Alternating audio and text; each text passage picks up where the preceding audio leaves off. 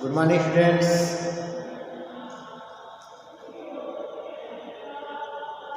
आज आपका जो टॉपिक है रिस्पिरेशन इन हायर प्लांट्स की जो टॉपिक है, लो रिस्पिरेशन यानी प्लांट्स में रिस्पिरेशन पढ़ रहे हैं, पौधों में श्वसन। ओके, जो आपका टॉपिक है इसमें रिस्पिरेटरी सीट के बाद, रिस्पिरेटरी बैलेंस सीट के बाद की जो टॉपिक है रिस्पिरेटरी कॉन्सेंट है, यानी आरक्यू आज हम लोग पढ़ेंगे रिस्पिरेटरी कॉन्सेंट। तो इसमें जो भी टॉपिक्स हैं हम लोग क्लियर करेंगे, यानी एक class 11th biology. Okay, respiratory quotient. तो इसकी जो पहली पॉइंट है हमें समझेंगे कि रिस्पिरेटरी सबस्ट्रेट यानी respiratory quotient depend on respiratory substrate.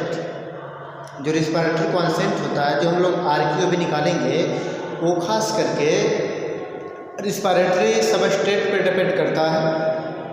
और जो भी हम फूड टेकअप करते हैं, तो फूड टेकअप करने में हमको मेनली 3 सबस्ट्रेट प्रोवाइड होते हैं: कार्बोहाइड्रेट्स, प्रोटीन एंड फैट।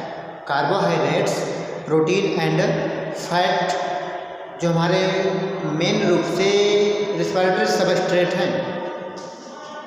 इसमें कुछ पॉइंट्स हैं, उसको देखते हैं। When oxidation of carbohydrate and fat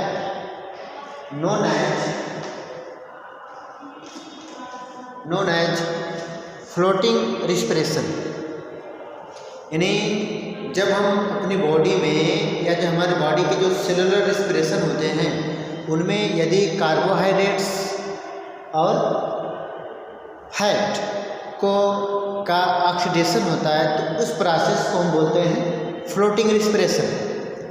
अब सेकेंड पॉइंट क्या है कि when oxidation of protein known as protoplasmic respiration. यदि हमारे बॉडी में प्रोटीन्स का ऑक्सीडेशन हो रहा है, यानी ऑक्सीजन को प्रेजेंस में यदि हम प्रोटीन को हम ब्रेक डाउन कर रहे हैं, तो कंडीशन कहलाती है प्रोटोप्लाज्मिक रिस्पिरेशन। 2 पॉइंट हो गए। अब यहाँ पर नोट क्या है,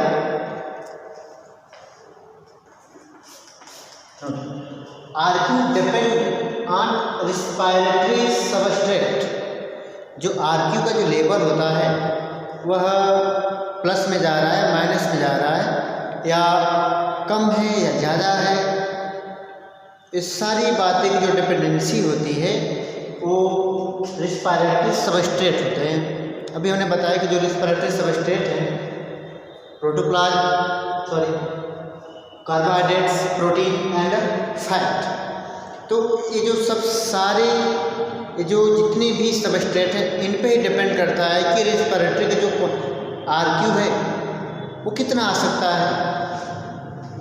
अब आरक्यू मिक्स होता है। आरक्यू क्या होता है, यानी RQ equal to volume of CO2 formed, volume of O2 consume. बहुत जगह रिलीज लिखा गया है, यानी volume of release CO2 in respiration, यानी रिस्पिरेशन के थ्रू जितने भी CO2 को जो रिलीजिंग फॉर्म है उसको हम अब ऊपर रखा गया है।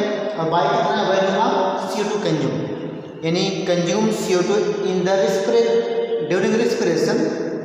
तो इसमें 2 टर्म है, यानी CO2 का मतलब रिस्पिरेशन के थ्रू हम CO2 को कितना फॉर्म कर रहे हैं, कितनी बना रहे हैं, और कितनी O2 का हम यूज कर रहे हैं, यानी how many molecules are form during respiration व oxidation of substrate, and how many O2 used in during respiration for breakdown of substrate molecule like as carbohydrate, protein and fat।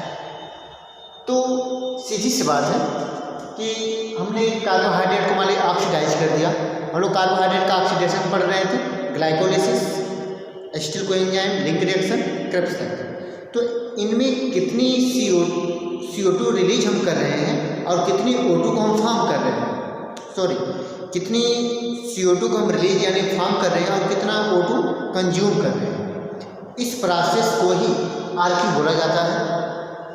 तो first case क्या है, पहली case देखते हैं, RQ of carbohydrates, RQ of carbohydrates, okay. RQ of carbohydrate यानी carbohydrates का RQ हमेशा 1 आएगा, 1 कितना आ सकता है, 1 आएगा। यानी देखते हैं C6H12O6 6O2, यहाँ पे O2 कितना कंज्यूम की जा रही है, 6, CO2 कितना रिलीज की जा रही है, 6H2 एनर्जी रिलीज की जाती है in the form of ATP, या तो आप कह सकते हैं यहाँ पे ATP लिख सकते हैं, ओके, ATP फॉर्म हो रहा है। यानी C6H12O6 कार्बोहाइड्रेट है, इसमें 6CO2 का हम यूज कर रहे हैं, ओके। और जो इसका रेट अब यहाँ पे इसको हम ब्रेकडाउन किए, ऑक्सीजन के प्रेजेंस में ब्रेकडाउन हो रहा है, तो यहाँ पे 6CO2 फॉर्म यानी 6CO2 को हम बना रहे हैं, ये तो कंफर्म है। अब इसको हम RQ पर रख देते हैं, RQ का क्या था, वॉल्यूम ऑफ CO2 फॉर्म, इसमें CO2 कितना फॉर्म हो रहा है, 6, इसमें CO2 की जो फॉर्मेशन है कितनी हो रही है, 6CO2 है, हमने ऊपर रख दिया। अब O2 का कंज्यूम, जो चीज़ें कंज्यूम की जाती है उनको नीचे रखते हैं और जो चीज़ें फॉर्म की जा रही है उसको ऊपर रखते हैं इसमें। अब यहाँ पे सेकेंड क्या है, कितनी O2 कंज्यूम की जा रही है, 6 हमने कंज्यूम किया, 6 क्या हो गया, कट गया, आ गया कितना, 1। तो हमेशा कार्बोहाइड्रेट का जो RQ यानी आफ्टर ऑक्सीडेशन जो वैल्यूम आती है वह CO2 और O2 की 1 आती है। अब सेकेंड केस क्या है, RQ ऑफ द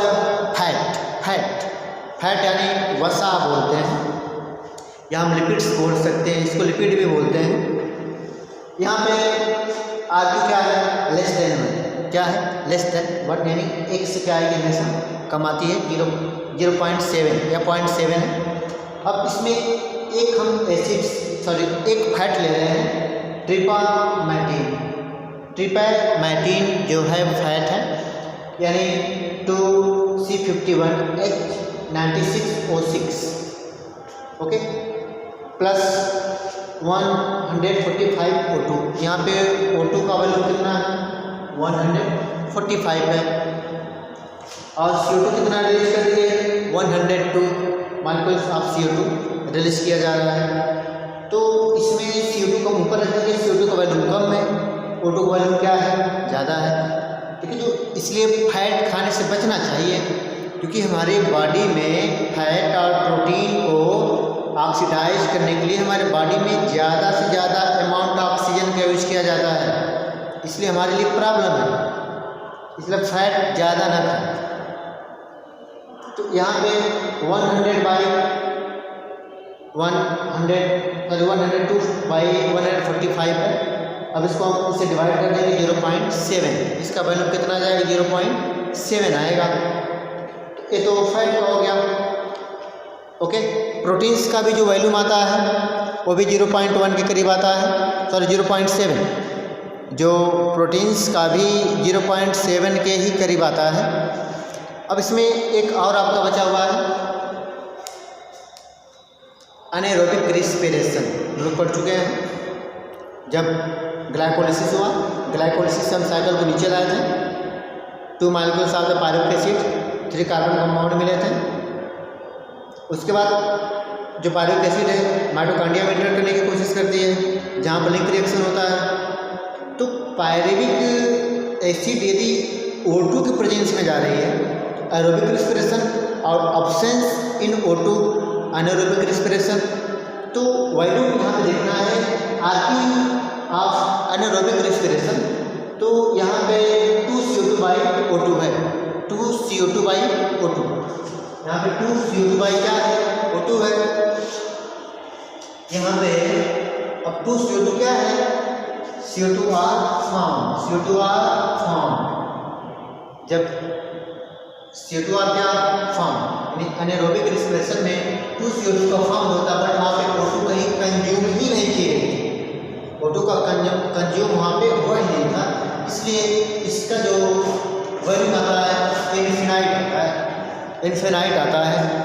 तो इस तरीके से जो हमारे रेस्पिरेशन की जो लास्ट टॉपिक गई है RQ, यानी volume of CO2 form by volume of O2 consume during breakdown of substrate in respiration.